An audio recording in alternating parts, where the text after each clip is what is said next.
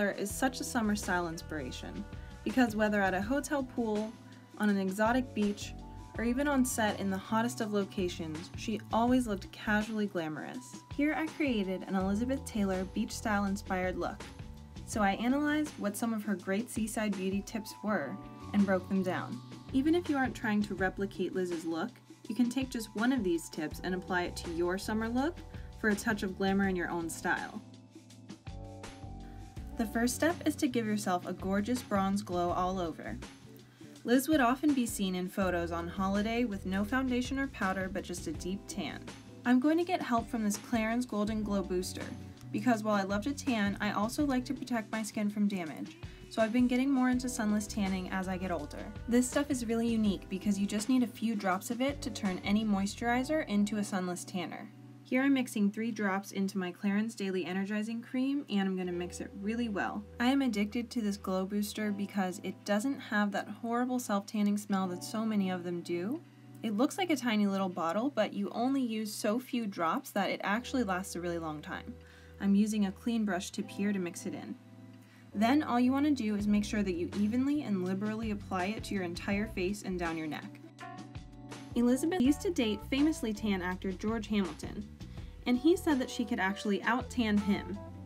He told a story of once how she was tanning topless on a balcony in Spain. She didn't think that there was anyone around, but later when they went to a party hosted by Sean Connery, everyone said how fabulous she looked in her pictures. When she found out what pictures they were talking about, they were actually photos that were taken by a paparazzi all day while she was tanning out there topless.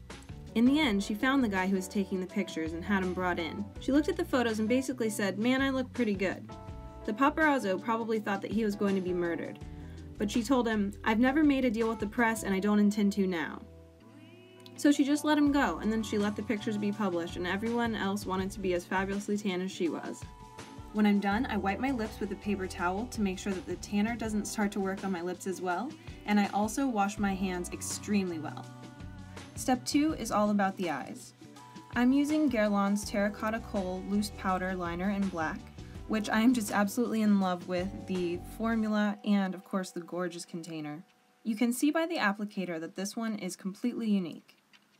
You need to place a tissue under your eye to protect from fallout because this stuff is really intense.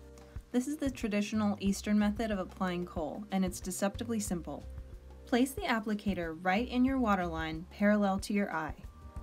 Close your eye and gently slide the applicator like so. Voila! Hold the tissue there for a few seconds to catch any fallout. Elizabeth made the Cleopatra Films eye makeup style into something that the women of the 60s wore in their everyday life, and she actually did her own makeup for the film when the makeup artist got sick. Now, Liz actually had a genetic mutation, which I hope I am pronouncing correctly, as dysticyitis, and it gave her famous violet eyes. It also gave her double rows of eyelashes that grew right out of the waterline. So even if she wore no makeup or swam all day, her eyes still looked lined. Alright, I'm just going to clean up any fallout with a little cotton bud that has a little bit of micellar water on it. She even got in trouble on the set of her first film when she was a child actress for wearing makeup, until the director found out after they washed her face that she wasn't wearing makeup at all, but that was just what she naturally looked like. So for this look, I definitely want that dark, intense liner on the inside of the waterline. I want it to look a little smudgy and like it's been worn at the beach already. This stuff is lead-free and it smudges so beautifully, so I never bother to take it off. I just let it evolve, and it always ends up looking like some incredible rocker chic look.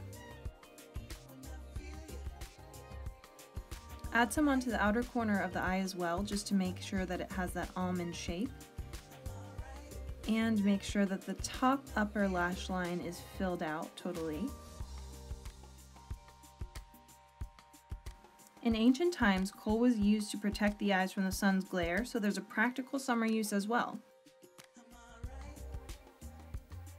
Now I'm going to just smudge out the whole thing with a brush because, like I said, I want it to be really smudgy. You can even just use your finger.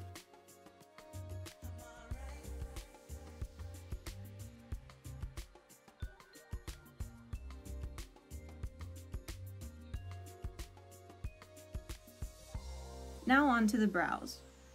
This part you would definitely skip if you're going to be going swimming, but a Liz Taylor look is not complete without brows.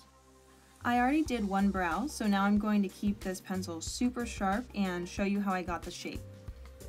I saw a few reviews of this product that said that you can't get the pencil out to sharpen the whole thing, but you can actually pop it right out and sharpen the whole thing once it gets shorter.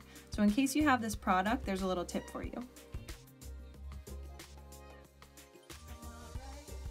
The Revlon Brow Fantasy in dark brown is perfect for this because it has a pencil on one end and a gel on the other. So I can get the shape of the brow with the pencil and the thickness and more of a natural look with the gel. Take your time and build it slowly. Next, take the gel side and build the hairs. What I'm actually doing is coloring some of the blonde hairs that I have around my brow so that I'm faking a bigger, thicker, and darker brow.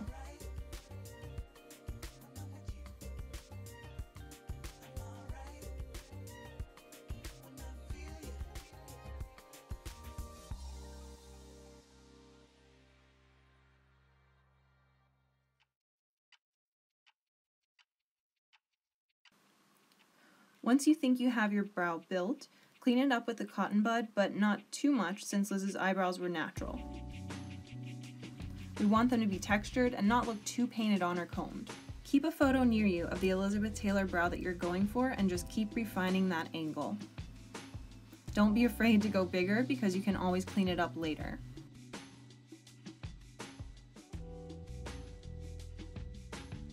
Lastly, the beauty mark. Get the eyeliner really sharp. Press it to your cheek and twist.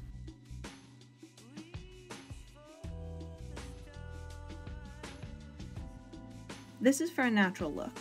For a more noticeable beauty mark, I'm dipping a clean wet brush into my kohl and then dotting it over the pencil for more depth.